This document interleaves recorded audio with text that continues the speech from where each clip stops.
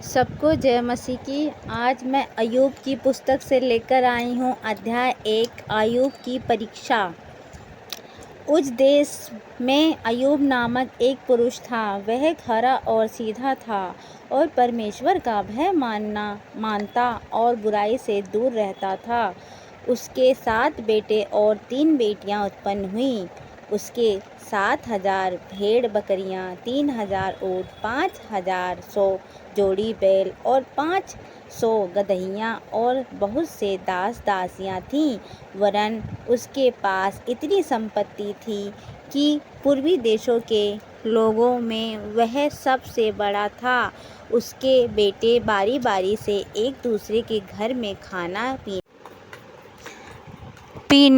पीने को जाया करते थे और अपनी तीनों बहनों को अपने संग खाने पीने के लिए बुलवा भेजते थे। जब जब भोज के दिन पूरे हो जाते तब तब अय्यूब उन्हें बुलवाकर पवित्र करता और बड़े भोर को उठकर उनकी गिनती के अनुसार होम बलि चढ़ाता था। क्योंकि अय्यूब सोचता था, कदाचित मेरे लड़कों ने पाप करके परमेश्वर को छोड़ दिया हो। इसी रीति अय्यूब सदैव किया करता था। एक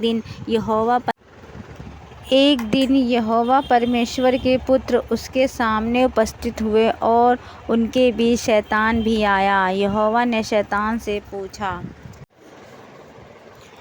तू कहाँ से आता है? शैतान ने यहोवा को उत्तर दिया, पृथ्वी पर इधर उधर घूमते फिरते और डोलते डालते आया हूँ। यहोवा ने शैतान से पूछा, क्या तूने मेरे दास अय्यूब पर ध्यान दिया है? क्योंकि उसके तुल्य खरा और सीधा और मेरा भय मानने वाला और बुराई से दूर रहने वाला मनुष्य और कोई नहीं है। शैतान ने यहोवा को उत्तर दिया, क्या अय्यूब परमेश्वर का भय बिना लाभ के मानता है? क्या तूने उसकी और उसके घर की और जो कुछ उसका है उसके चारों ओर बाड़ा नहीं बांधा है? तूने तो उसके काम पर आशीष दी है और उसकी संपत्ति देश भर में फैल गई है। परंतु अब अपना हाथ बढ़ाकर जो कुछ उसका है उसे छू, तब वह तेरे मुंह पर तेरी निंदा करेगा। यहोवा ने शैतान से कहा, सुन, जो कुछ उसका है वह सब तेरे हाथ में है, केवल उसके शरीर पर हाथ ना लगाना। तब शैतान यहोवा के सामने से चला गया। अय्यूब के बच्चों और संपत्ति का नाश। एक दिन अय्यूब के बेटे और बेटियां बड़े भाई के घर में खा रहे और दाख मधु पी रहे थे। तब एक दूत अय्यूब के पास आकर कहने लगा, हम तो बैलों से हल जोत रहे थे और गदहियां उनके पास चर रही थी कि शबा के लोग धावा करके उनको ले गए और तलवार से तेरे सेवकों को मार डाला, और मैं ही अकेला बचकर तुझे समाचार देने को आया हूँ। वह अभी यह कह ही रहा था कि दूसरा आकर कहने लगा, परमेश्वर की आग आकाश से गिरी और उससे भेड़ बकरियां और सेवक जलकर भस्म हो गए, और मैं ही अकेला बचकर तुझे समाचार देने को आया हूँ।